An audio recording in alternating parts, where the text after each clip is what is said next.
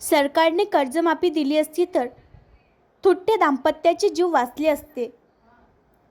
राष्ट्रवादी काँग्रेसचे नेते आमदार रोहित पवार यांनी डागली फडणवीस सरकारवर तोफ.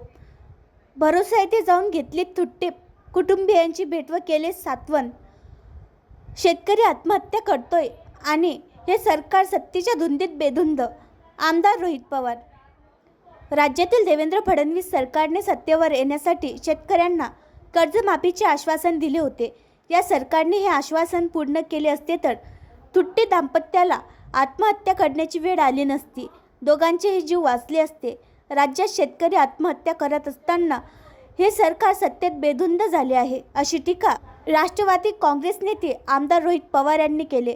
भरोसा येथे जाऊन त्यांनी शेतकरी आत्महत्याग्रस्त थुट्टे कुटुंबियांची भेट घेतली व त्यांचे सांत्वन केले. या प्रसंगी राष्ट्रवादी काँग्रेसचे